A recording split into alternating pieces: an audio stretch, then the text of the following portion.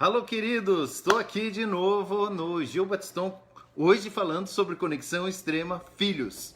Então, fica ligado porque nesse período, nessa live, você talvez seja surpreendido por descobrir alguns sentimentos que passam pelos nossos corações como pais, que uns nos ajudam, outros nos atrapalham, que sentimentos podemos, que sentimentos devemos ter e como trabalhar esses sentimentos. Oi, Antoninha. Oi, Gabi. Que alegria ter vocês. Hoje vamos ter muitos pais aí, eu espero, porque temos um assunto que é uau, enche o coração. Se preparem para mudar de perspectiva em algumas coisas hoje. Eu ainda estou me acertando com a minha iluminação, vou deixar um rosto grande hoje para vocês aqui. Nós não temos a Dé com a gente hoje. Não porque eu não queria, ela tá aqui, ela tá por perto, mas foi um dia bem intenso. Ela passou a noite cuidando do papai dela no exame. Ele está muito bem, graças a Deus, mas ela tá bem cansadinha e eu tive que expulsar ela da live hoje, então hoje é só nós, gente. Mas vai ser muito especial, se prepare. Quem será que vem mais? Será que vem mais alguém para nossa live? E aí, quais são os sentimentos que tem no seu coração sobre a sua paternidade? Não tem jeito, todo pai, toda mãe em algum momento se sente, eu tô derrotado, ou eu sei que é isso mesmo, ou alguns momentos nós nos sentimos inseguros, outros momentos nós nos sentimos super confiantes, sabemos, é isso mesmo que eu tenho que fazer, eu conheço o coração dos meus filhos. Eu tenho que confessar para vocês que a alegria da vida para mim é a paternidade. Eu amo o relacionamento que tenho com Ana, amo o relacionamento que tenho com Samuel.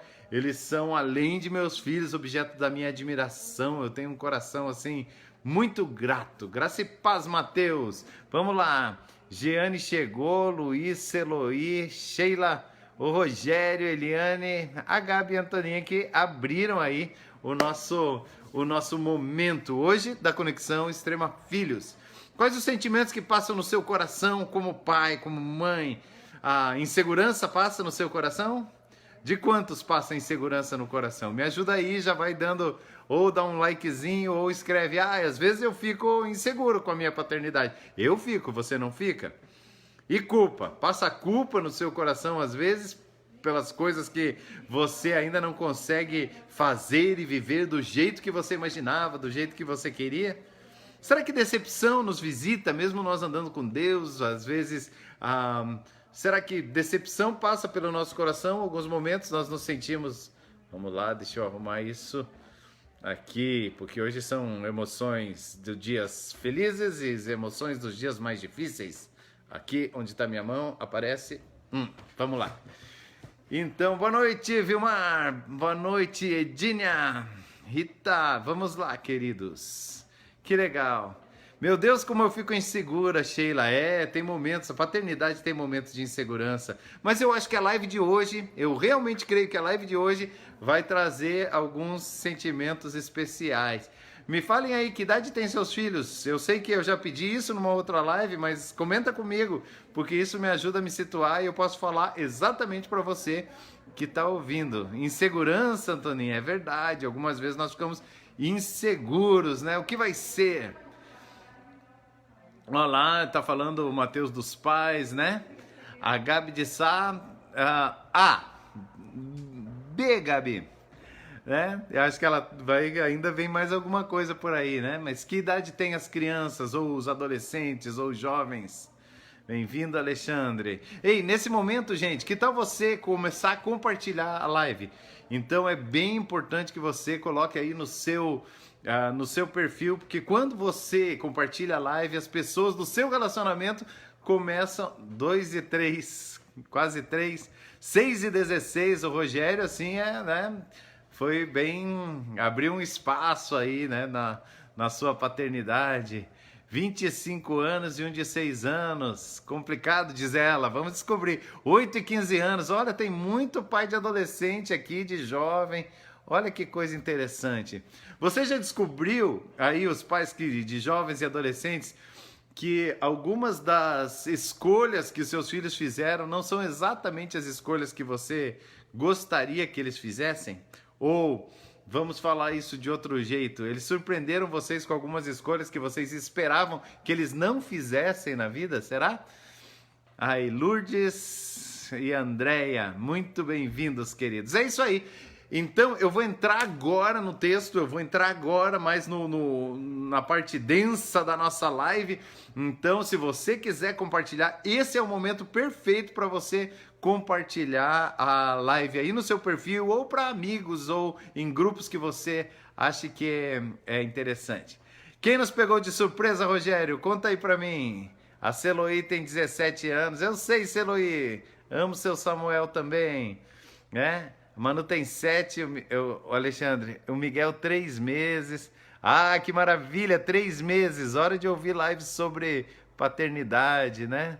10 e 13, 15. Ó, tem gente de 17, de 15, de 13. Muito legal isso, muito legal. Tô empolgado com as coisas que eu vou falar hoje. Deixa eu dizer uma coisa para vocês. Eu comecei falando lá no começo da live que eu adoro meu relacionamento com Samuel e meus filhos, né? Samuel 16 e Ana 19. Eu amo meu relacionamento com os meus filhos, mas algumas vezes eles tomam atitudes e eles tomam decisões para a vida deles que eu não gostaria que eles tomassem. Vocês estão incomodados com essa luz? Eu estou um pouco incomodado. Acho que eu vou mudar se vocês me derem alguns segundinhos, porque ela tá meio agressiva aqui. Eu vou tentar mudar um pouquinho. Licença, só um pouquinho, gente, que live é ao vivo, né? Então vamos lá. Aí, acho que assim vai ficar muito melhor, muito bem. Deixa eu melhorar essa cor aqui. Perfeito, muito bom, melhorou bastante.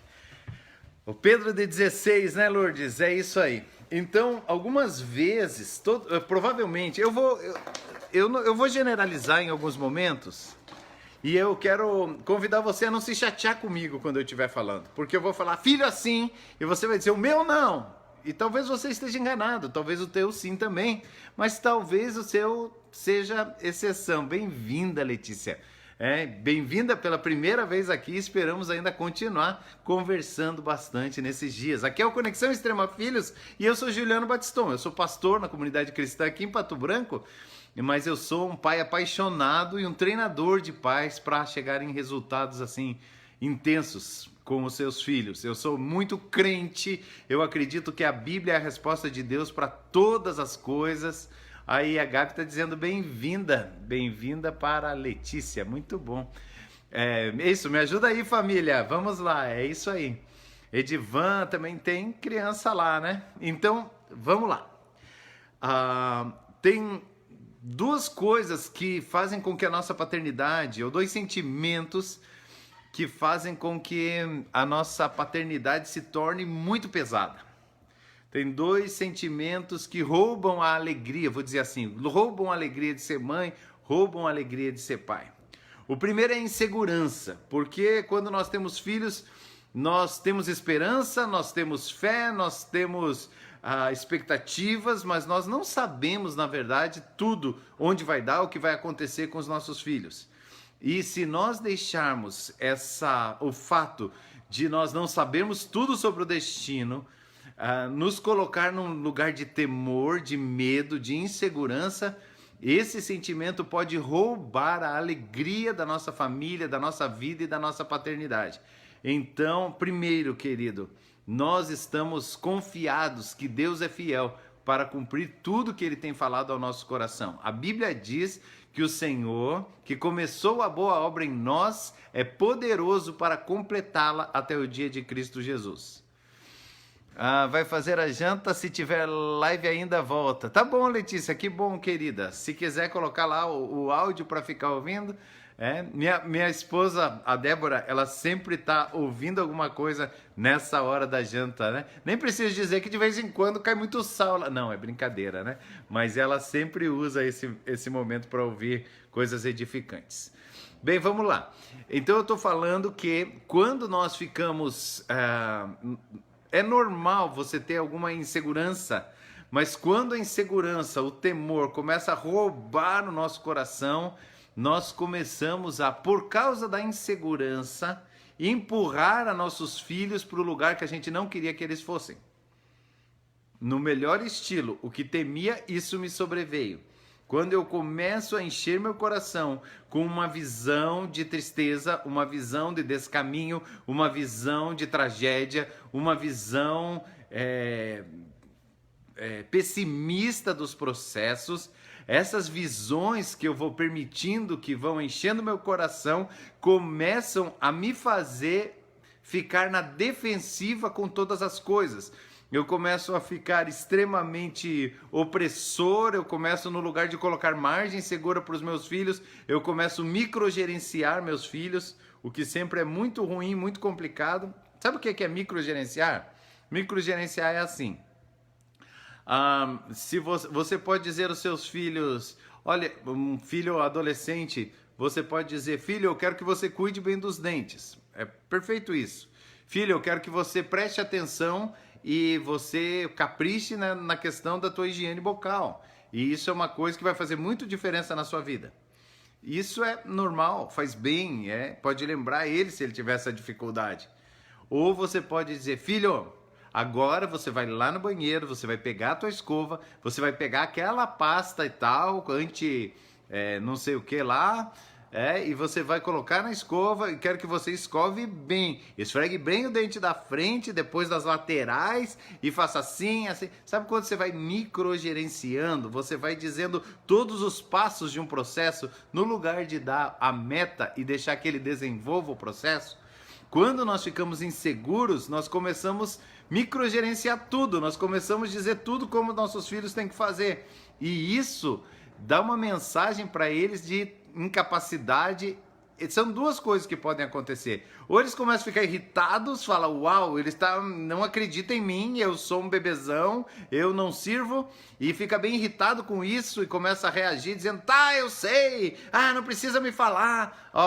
Filho, agora você vai fazer o seguinte, o filho tem 15 anos e a mãe vai dizer assim, pensa bem, filho, agora você vai fazer o seguinte, você dá boa noite pro papai e pra mamãe, você vai lá, escova os seus dentes, você coloca o pijama, aí você deita e se cobre bem que a mamãe vai lá dar tchau pra você. Ei, por favor, querido, você tá falando com uma criança de 7 anos ou você tá falando com um pré-adolescente, um adolescente de 15 anos? Qual que é o problema de fazer isso? O problema é que duas coisas podem acontecer. Primeiro, ele pode ficar, para com isso, eu sei como deitar, eu sei o que fazer. E ele começar a reagir e isso afastar um pouquinho vocês.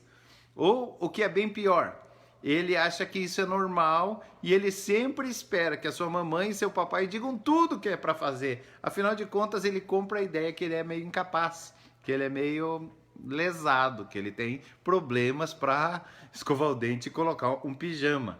E aliás, não sei se ainda jovens de 15 anos usam pijamas, os meninos pelo menos, mas enfim, se eu fiquei descontextualizado, me perdoa aí, mas pega a ideia geral. Você percebe que à medida que os nossos filhos vão crescendo, cada dia mais nós precisamos dar as metas para eles, e até uma dica uma vez ou outra do processo, mas é saudável que eles escolham os processos, que eles descubram como fazer as coisas e que eles errem às vezes, mas tenham seu espaço para fazer. Mas eu diria que eu vou falar uma coisa mais importante que isso aqui na live de hoje. Eu não preciso esconder de você que algumas vezes meus filhos têm atitudes e decisões que são muito diferentes da que eu gostaria que eles tomassem. E nesse momento, quando os nossos filhos erram, quando os nossos filhos passam por dificuldade, quando nossos filhos passam por problemas, nós começamos a questionar se verdadeiramente nós somos bons pais ou se nós fomos bem-sucedidos. Então, no primeiro momento, é insegurança que nos leva a microgerenciar, a não dar só um objetivo, a ficar gerenciando cada detalhe da vida deles. A insegurança nos leva a isso e esse microgerenciamento leva a um distanciamento do coração dos nossos filhos e quando eles se distanciam, a gente vai perdendo eles pelo meio dos nossos dedos. Então, insegurança é o primeiro inimigo. Como é que eu lido com a insegurança? Primeiro, tendo vida no meu interior, lembrando das promessas de Deus, que Ele não nos deu filhos para calamidade, mas nossos filhos vão ser restauradores de antigas ruínas, reconstrutores, reparadores de brechas. Nossos filhos são filhos do Senhor. A Bíblia diz em Joel 2, por exemplo, que nossos filhos vão receber do Espírito Santo, vão profetizar, vão ser homens segundo o coração de Deus, que os jovens do Senhor são aqueles que são fortes e têm vencido o maligno, e nós temos que começar a trazer a palavra de Deus primeiro para o nosso coração e depois para a nossa casa, porque não adianta eu ficar falando as coisas que não estão no meu coração. Eu preciso encher o meu coração, a minha mente, a minha alma de Bíblia. Eu preciso encher o meu coração, a minha mente, a minha alma da verdade de Deus, porque o momento que eu estou vivendo, quando um filho toma uma decisão ou faz isso, gosto, aquele momento não define o destino. O que define o destino é o que Deus pensa sobre eles, o que Deus falou sobre eles e os sonhos de Deus para eles, que vão ser plenamente cumpridos em nome do Senhor Jesus. Agora, eu não estou falando dos meus filhos, mas estou falando de uma situação hipotética. Vamos lá. Mas meu filho decidiu ter um relacionamento, ele está namorando com uma pessoa que eu considero tóxica. Ou meu filho se envolveu com drogas e abandonou coisas importantes, meu filho não está indo para a igreja. Isso define aí o segundo, que é um sentimento que pega a gente. Então, se o primeiro é insegurança, eu quero que você me diga aí, qual deve ser o segundo sentimento que eu vou falar hoje? Os grandes sentimentos que roubam os filhos. O primeiro é a nossa insegurança, o nosso medo, o nosso temor, que vai se traduzindo em pessimismo, em angústia, microgerenciamento e tudo mais. Se eu não tenho esses comportamentos e esses sentimentos, então o primeiro é a insegurança, que eu preciso cortar da minha vida, enchendo meu coração com o que Deus tem e a palavra de Deus. Agora, fala comigo, se o primeiro sentimento foi insegurança, qual é o outro sentimento que os pais carregam em momentos que os filhos tomam atitudes que eles não gostariam? Me ajuda um pouquinho e aí eu vou falar. Vou esperar vocês falarem um pouquinho aí. Qual é o sentimento que vem no coração de um pai, de uma mãe, quando os filhos tomam atitudes e começam a levar uma vida que você não concorda? Você já ficou no momento que você disse, meu Deus, é meu filho que está fazendo isso? Eu não acredito. Meu Deus, meu filho decidiu fazer isso. Meu Deus, meu filho está bêbado. Meu Deus, meu filho se drogou. Meu Deus, meu filho se prostituiu. A Gabi colocou aí culpa. Quando os nossos filhos erram, muitas vezes nós sentimos culpa. Quem mais? Alguém mais quer arriscar? Será que é culpa mesmo? Pais sentem muita culpa na criação dos seus filhos? Insegurança e culpa são amigos da paternidade ou inimigos da paternidade, da maternidade, né? Olha aí, a Lourdes também culpa, né? Quando nossos filhos começam a tomar decisões que são diferentes da que nós imaginávamos. Alguém mais? Tem algum homem que vai participar? Matei uma borboletinha, gente. Eu moro na chácara, lembra? E aí? Algum homem aí para dizer que sentimentos passariam no seu coração se o seu filho ainda não chegou na idade de tomar suas decisões? Se os seus filhos fossem caminhando por você não gostaria? Frustração, Frustração, culpa, vergonha. Algumas vezes nós focamos a nossa paternidade em nós mesmos. Isso é sempre um erro, né?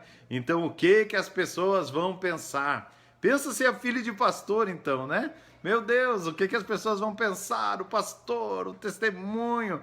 Mas sabe, querido, decepção, o Rogério está colocando ali, né? Decepção, frustração, ela tem muito a ver com a nossa expectativa. Não é que nós amamos tanto os nossos filhos, é porque nós gostaríamos de ter filhos, que os nossos filhos, assim, o comportamento dos nossos filhos trouxessem honra para nós. Acusação, verdade, acusação, decepção, culpa, aí tem um monte de coisa aí aparecendo que é importante. Frustração, vamos lá. Mas a culpa tá ganhando. E eu acho que sim, querido. Vamos lá. Culpa. Agora, eu vou dar para você uma perspectiva nova hoje, que pode ajudar muito você a lidar com esse sentimento, porque normalmente a culpa é positiva ou negativa? Bem, ela tem um aspecto positivo. Qual é o aspecto positivo? Não é a culpa, mas é compreender os meus erros. Compreender os meus erros é bom, porque eu posso retroagir, eu posso voltar atrás e eu posso começar a me comportar de uma forma diferente. Mas A acusação do inimigo vem sobre nós e diz assim: você não foi um bom pai. Um beijão, Pedro. Você não foi um bom pai. O diabo vai falar ao seu coração: se você não tivesse errado na tua juventude, os teus filhos hoje não estariam errados. Ou se você tivesse... Alguém não tem culpa de dar menos atenção do que devia? Todo mundo já se sentiu culpado. Se eu tivesse dado mais atenção para o meu filho, se eu tivesse ouvido mais, se eu tivesse feito mais. Sim, poderia ajudar, sim. Mas preste atenção no que eu vou dizer para você. Ou eu vou perguntar para você. Acha que todas as escolhas e os erros dos filhos são responsabilidade ou culpa dos pais? Será que nós não temos um bloqueio para assumir que os nossos filhos têm problemas de caráter e algumas vezes tomam decisões egoístas? Geralmente os pais têm a estratégia que faço o que eu digo, mas não faço o que eu faço. Sim, isso acarreta em grandes problemas. Mas eu quero trazer uma perspectiva. Então, vamos lá, do começo. Sim, as nossas debilidades são jogadas na nossa cara quando nós temos filhos, porque a gente começa a enxergar neles aquilo que está dentro de nós. E a gente fica muito frustrado, muito triste e muito culpado quando nós percebemos que aquilo que a gente recusou tratar no nosso caráter e na nossa vida começa a chegar de volta para nós no caráter e na vida dos nossos filhos. Sim, isso é verdadeiro, sempre.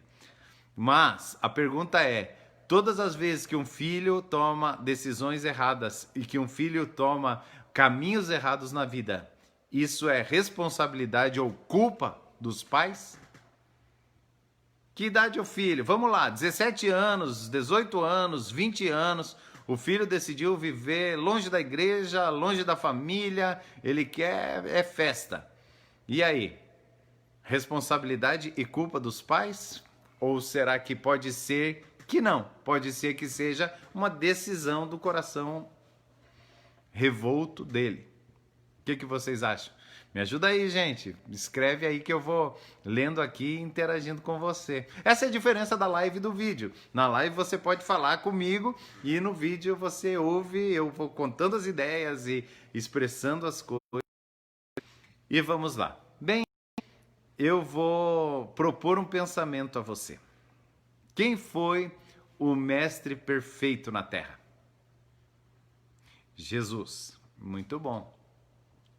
Quem foi aquele que é modelo de vida e de paternidade mesmo com os seus discípulos, que alguns deles eram realmente adolescentes?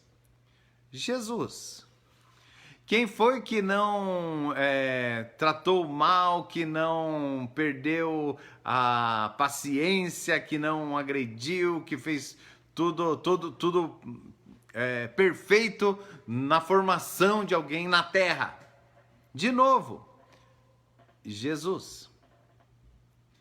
Quando Jesus foi levado, quando ele passou pelo que passou no momento da crucificação, e as pessoas olham para Pedro e começam a dizer: olha, esse cara estava com eles, esse cara era um deles, esse cara é um discípulo. O que foi que Pedro fez? Não conheço. E vai para beira do... Não sei quem é, né? A Bíblia diz que ele, né, xingou e berrou e pulou fora. E aí? Então Pedro não funcionou. Judas eu não quero nem falar, né? Mas e os outros discípulos? Quase todos os discípulos, eles deixaram a causa, eles deixaram o propósito e eles voltaram a viver como se aquela tivesse sido uma bonita história, mas não fizesse mais parte da vida deles. Eles não continuaram a missão, voltaram para a sua estrutura antiga de vida. Jesus errou com eles? Então veja bem, Jesus pega os discípulos e ele traça um caminho de vida. E esse caminho está ascendente, vai crescendo, mas quando eles passam por um momento de grande crise, eles entram numa prova e na prova eles reprovam, eles erram, eles desviam, eles se desviaram, os apóstolos desviados, eles se desviaram. O que é desviar? É sair do propósito. O que é pecado na Bíblia? Pecado, a palavra pecado no original é hamartia, e ela significa exatamente errar o alvo. E o que os discípulos fizeram naquele momento? Erraram o alvo, pararam de perseguir a missão e foram cuidar de preservar sua própria vida e voltar às práticas que tinham antes de andarem com Jesus. Então, depois de 3 anos e meio, Jesus já tinha perdido quase toda a sua audiência, porque cada vez que ele pregava, começava, estava cheio, quando terminava, estava poucas pessoas, às vezes só os discípulos. Lembram da história que ele falou? Ei, vocês não querem ir embora também? Os discípulos falaram, nós não vamos porque não temos para onde. Só tu tens as palavras de vida eterna. Mas quando Jesus morre, os discípulos fogem. Então eles estão numa ascendente, as coisas estão funcionando, mas eles têm um mergulho, uma curva da morte, eles erram e eles saem do propósito, eles se desviam. Lá, os discípulos, preparados por Jesus, treinados por Jesus, debaixo da paternidade dele por 3 anos e meio, se desviam e então... Depois que eles se desviam, 40 dias, Jesus aparece para eles, não todos esses 40 dias, mas naquele período de 40 dias, depois da ressurreição de Jesus, Jesus aparece para eles e vai um a um, fazendo resgates. Agora, deixa eu falar uma coisa para você. Os discípulos não seriam tudo que foram se eles não tivessem sido reprovados em uma prova e eles não tivessem sido restaurados. Você sabe que quando você quebra um osso num lugar e você reduz essa fratura, a sua estrutura vai soldar esse osso de forma que muito dificilmente esse osso vai quebrar naquele mesmo lugar. Pode ser em outros lugares, mas aqui ele vai ficar muito firme, muito rígido, porque é uma estrutura que é formada pelo fato dele ter sido quebrado ali. Agora, no caráter, pode ser assim também.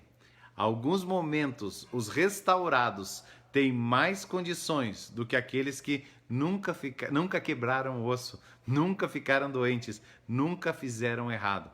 Jesus leva os seus discípulos num caminho ascendente, mas eles reprovam em uma prova e Jesus os resgata com amor. Pedro, tu me amas, tu me amas. Pedro, realmente tu me amas. Um dos seus discípulos que ficou duvidando, né? Tomé, é você mesmo, quero ver, só vou crer se eu enxergar o buraco nas mãos, se eu enxergar.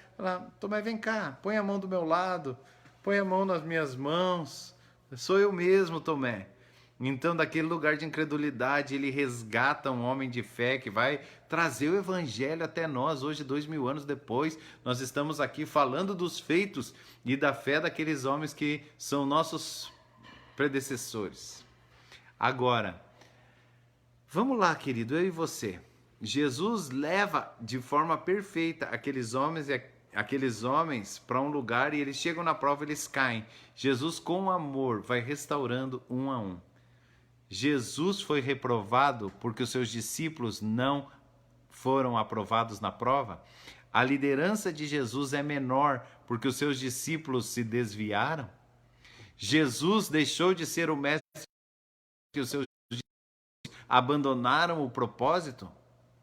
Ou esse período de queda, esse período desviado, esse período que eles saíram do propósito, permitiu que eles fossem restaurados, eles foram muito mais fortes do que seriam se nunca tivessem errado. Então agora eu quero falar com você que tem vergonha da atitude dos seus filhos. Quero falar com você que quando seu filho errou, quando o seu filho bebeu, quando o seu filho teve um relacionamento de intimidade física que não deveria ter, ou quando o seu filho ficou com alguém, ou quando a sua filha te envergonhou, você ficou frustrado, você acha que você não fez nada certo, que você não vale nada, e o diabo quer exatamente isso, que você mergulhe em tristeza, mergulhe em vergonha. Por quê? Porque se você não estiver pronto, se você estiver na culpa, na tristeza e na vergonha, você não vai ter serenidade para ser o pai ou a mãe que eles precisam na hora de restaurá-los. para que possamos restaurar os nossos filhos que erram, nós temos que ter serenidade e equilíbrio, entendendo que Jesus preparou homens que na primeira prova foram reprovados, mas em serem restaurados novamente, se tornaram os maiores homens da terra. Meu filho errou, meu filho toma algumas atitudes que eu não gosto, ele tem decisões sobre a vida, ainda tem decisões sobre a vida e sobre comportamento que eu não gostaria que fossem as decisões dele. Mas uma coisa eu sei, que o Senhor está sobre todas as coisas, Ele é soberano, Ele não perde o controle, Ele não perde o domínio e ali na frente, se eu estiver nele, eu vou colher na minha vida e na vida da minha família todas as promessas. Como eu posso perder isso? Mergulhando em culpa, mergulhando em vergonha, ficando revoltado com meus filhos ou revoltado comigo mesmo, fazendo aquele revisionismo. Ah, meu Deus, se ele estava lá no berço e eu dei uma bala para ele e ele se afogou quando ele tinha 2 anos de idade e agora por isso que ele beija as meninas todas. Querido, não adianta você ficar procurando onde aconteceu, o que foi. Na verdade, o que você precisa é ter uma vida com Deus que te livre desse sentimento de culpa, de vergonha, de decepção, de frustração, de amargura. É muito difícil um pai e uma mãe admitirem que são amargurados com os filhos, mas o que eu mais vejo é pai e mãe amargurado com os filhos, como se os filhos, me pertencem e agora eles me envergonharam e agora eles me decepcionaram. Eu vivi a vida inteira por causa deles e agora eles não fizeram o que eu penso que deveriam fazer. Se nós mantivermos esse sentimento e esse pensamento, muito dificilmente nós vamos ajudar. Então vamos perceber que algumas vezes, períodos de turbulência, períodos de chuva, terremotos no comportamento dos nossos filhos, significam que nós vamos ser pais melhores e eles vão ser filhos e homens e mulheres muito melhores no futuro por terem sido amados e restaurados quando estavam errados. Querido, os discípulos de Jesus desviaram do propósito, mas nós não queremos que os nossos discípulos, filhos, se desviem nunca. Os discípulos de Jesus chutaram o balde, erraram e agora nós queremos que os nossos filhinhos que nós criamos, vai fazer tudo perfeito, tudo certo o tempo todo, não vão errar. Para quê? Para a gente ficar mais orgulhoso? Para a gente ficar mais prepotente, para a gente ficar mais arrogante e dizer, podem olhar para minha família, eu tenho a família perfeita? Olha só que orgulho do meu filho, que orgulho da minha filha. Talvez nossos filhos precisem errar até mesmo para nos abençoar, quebrando o nosso orgulho.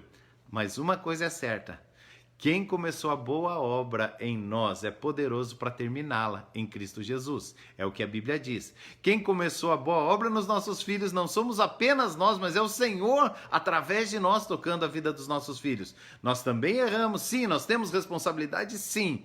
Mas algumas decisões dos nossos filhos são exclusivamente decisões erradas deles e eles vão ter que conviver com as consequências das suas decisões e dos seus erros. Porém, se eu me mantiver em fé, se eu negar a insegurança pela palavra de Deus, por me revestir da palavra, se eu fugir dessa mentira do diabo, que eu sou culpado de tudo o tempo todo, dessa opressão, eu vou ter estrutura, eu vou ter fé e eu vou estar bem. Para no dia que o meu filho chegar, eu não estou arrebentado, eu estou posicionado para pular no braço dele, para dar um grande abraço e dizer, vem cá, eu tenho uma roupa nova, eu tenho uma sandália nova, eu tenho um anel e mais, eu tenho um novilho cevado, porque eu sabia que isso ia acontecer. Assim como o pai do filho pródigo estava lá, de pé, estava lá esperando, com aquela esperança no coração, sabendo que eu não sei o dia, mas o dia vai chegar, que eu vou ter os meus filhos bem pertinho de mim. Fora isso é coisa do mundo. Eu vou pôr para fora de casa, eu vou fazer isso ou vou fazer aquilo. Esquece de que nós somos de um pai amoroso que continua sempre à nossa espera. A casa do pai nunca vai estar fechada para os filhos. E assim seja na minha vida e na sua vida. Se você está vivendo um tempo onde os seus filhos estão, entre aspas, decepcionando você, descubra onde Deus está nisso e saiba que o mesmo Deus que está nos dias de vitória, está conosco nos dias de derrota. Que o mesmo Deus que está conosco nos dias de sol, está conosco nos dias de chuva. Ele está hoje na nossa dor e Ele estará no dia da nossa vitória, se nós nos mantivermos em fé, se nós rejeitarmos a insegurança, se nós rejeitarmos a culpa, corrigirmos o que precisa ser corrigido, mas permitirmos que o Senhor trate com os nossos filhos, permitirmos que eles vivam as necessidades de viver as consequências de suas escolhas, então nós vamos perceber o agir invisível de Deus, a mão sobrenatural de Deus, a graça de Deus tocando a vida deles. Você está pronto para essa aventura?